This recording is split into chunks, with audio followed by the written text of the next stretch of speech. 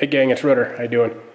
Yeah, I just did a little power hour. I've been busy working my tail off, so I figured I'd come out and release a video of the car. The torque boxes, I got them ready to weld in.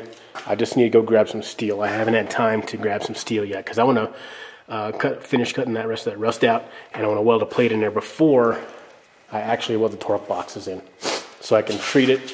I'm going to treat the inside of there, inside of this thing, and then I'll weld the torque box in. But as an update, I did have to split the torque box, and I just had to grind a little bit here and there to get it in there to fit correctly. I think it's half the car and half the torque box itself, but I want it scored. I want it fitting nice and tight. So I just did a little grinding to clarify where the torque box fits the seam. You have to split this, and it rides inside your car. So I'll have to drill out my torque box and just spot weld inside the body for that, and just to weld it in there. But I would suggest cutting it apart and welding it in two pieces in the car. This is what I had to grind out, as I showed you guys before in the other video. But like I said, once I get the steel for that hole right there, once I get that welded in, we'll be good to go. But one thing I did do is I bought a plasma cutter. I bought it off eBay for, I don't know, 300 bucks, something like that. It wasn't all that expensive comparably to like a Lincoln or a Miller. I know those dudes are like $1,000 and on up. So I figured I'd take a chance. It's 300 bucks. I know losing 300 bucks sucks, but I figured what the heck, it's just a bet. I mean, I've seen reviews on them on YouTube and they look pretty good, but I have to say that from personal experience, this thing does the job. I did do some modifications to it. First off, I hooked it up to 220. I had my garage wired for 220, so I ran 220 power to it because obviously more is better. And sorry about the mess. I'm in the middle of work and I figured I'd take a break. The regulator that it came with, sorry, I'm going to spin you around there real quick. The regulator that it came with really sucks. Let me unplug this thing. Might be a little easier talking to you about it. Like I said, for the third time, the regulator that that it came with was not up to par. So, granted, I know that's a Harbor Freight regulator, which is still probably not up to par, but it does do its job better than the one that was on there, because I hooked the air pressure up to it and it blew the bottom off of it. So it was really cheap compared to this one. But I spent, I don't know, I think 20 bucks on this regulator. It's 165 PSI. And I ran the stock hose. I was thinking about just threading the regular hose and just permanently running a hose, but if I root run this regulator, you know, I don't want to do all that. So this is a stock hose it comes with. You have to wire it yourself, and I just went to Home Depot and bought a 220 cord. I wired it. You just take off the top. I should have videoed that, but I didn't have a camera. You just take off the top, and you know, just it's pretty self-explanatory. They show you where to plug everything in at. And I just run the 220, and man, this little dude is cool. But other mod I did was I put a whip hose on here. It doesn't leak that bad. I put some Teflon tape in it, and it really doesn't. It holds the air pressure really well. Then I just run this. Normally it sits in my welding cart, but since the car is so close, I just mount it right there, give a straight shot, so I'm not putting a massive kink in this line here.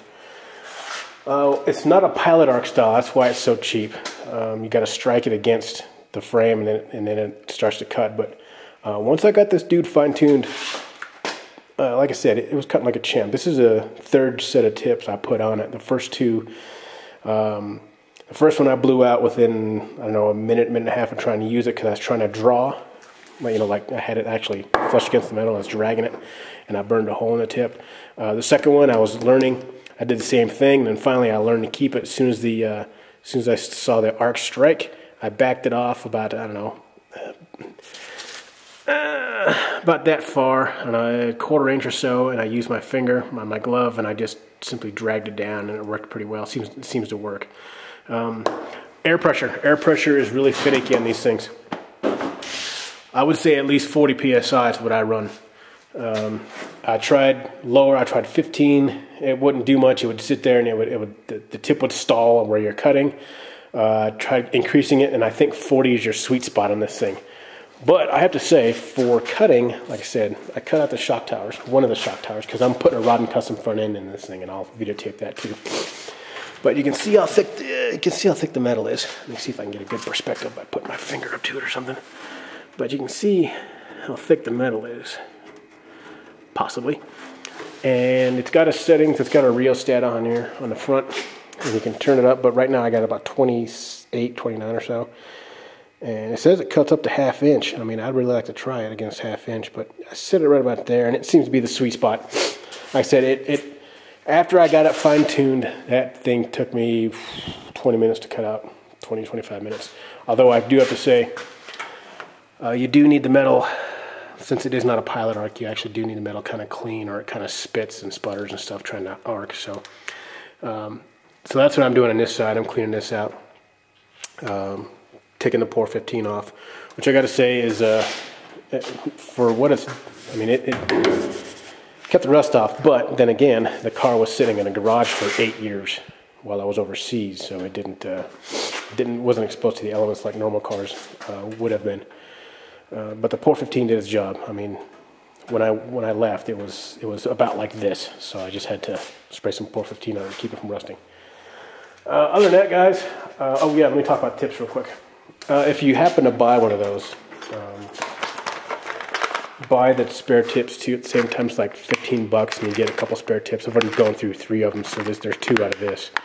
But if you get the Lotos ones like it says, mine did not fit in the gun, the gun tip here. What I had to do is modify a little bit, so if I can put it in front of the camera if you'll see it or not. I had to simply twist that shoulder right there would not go into the gun. So I just took my Dremel, ran in there a few times, and it took care of it, and then it fit in the gun just snug. So it was good to go. But yeah, I think it was well worth it. Especially, like I said, I think I told you guys before, if you watched the video, some of my previous videos, it says like, guys, he's gonna charge me 400 bucks just to come over here and cut this stuff out. You know, that's the price of this, plus I got money left over for beer. So, but yeah, just wanted to shoot a quick update. My next video, I think I'll probably, like I said, I'll buy some steel, and I'll get that hole fixed. I'm gonna treat inside of that frame rail right there. I know I can't get to the other one, it's already welded closed, but never know. But yeah, I'm gonna treat the inside of this frame rail, and then weld the steel, or weld the plate in there that I need, and then weld the torque box in. So more to come on this. Project is progressing. I think tonight before I go to bed though, I am gonna pop the window out, because I did buy a trim tool to remove the chrome trim, and I'm going to cut the seal and then pull the window out and put it downstairs in the basement. Oh yeah, I did square up the car too. I got it square to the earth, so when I set this front end in here, it should be good to go. So everything should be prepped. So hopefully the next video I will do I guess run you through just the basic procedures, or I shouldn't say procedures, about how I put the Rod Custom front end in this thing, because it comes with a video you can watch, which I've watched it 3 or 4 times just to make sure I got this stuff right. But yeah, I'll do it, and it's a pretty build. It's a pretty cool thing, and it's a well built product. I took Turbo Cobra's advice on that and went with that. I also oh yeah, let me do a quick update on the back end of this car. It's 285. I'm sorry, it's a 295 tire I'm gonna put in there. So that's gonna be some meat underneath the car. I did buy a Heights 4-link for this car. Unfortunately, it's not going to fit, because that Heights, it uses the, let me grab that.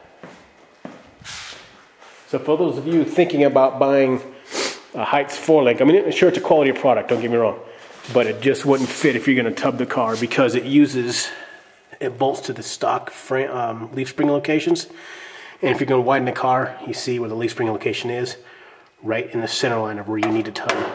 So I found somebody who had a '69 Mustang and wanted a 4-link, and he gave me, he gave me what I paid for it, which is amazing. So I'm going to put a Martz chassis 4-link in this thing, which it sits inside of the frame rails. So I'll be cutting all this other stuff out too. So the plasma cutter is going to come in handy more than just the Rod Custom install. But yeah, I had to, for those of you who are going to do this, and they've got the light again, you're going to have to go with something that mounts inside the frame rails if you want to tub the car to the frame because you can see how much space you got there. I think it's about 2 inches especially after you remove the shot out of the rubber bumper there. But yeah, like I said, the height's 4-link, mounts to where the leaf spring is. It just uses the stock locations, and you really can't get any extra width out of that, more than maybe an inch and a half, and I need more than that. So again, I went with I'm going to buy a March chassis. I think that's how I say it, March chassis, and it mounts to the inside. Those dudes said, yeah, I can actually, pro tub the car, I guess, and run like a, stupid wide slick, but I'm not going to do that. I'm just going to go with 295. That should be fine. But I'll have that install hopefully going on soon, next couple, maybe a month or so. But yeah, I just want to update you guys on the Mustang, the plasma cutter that really works swell.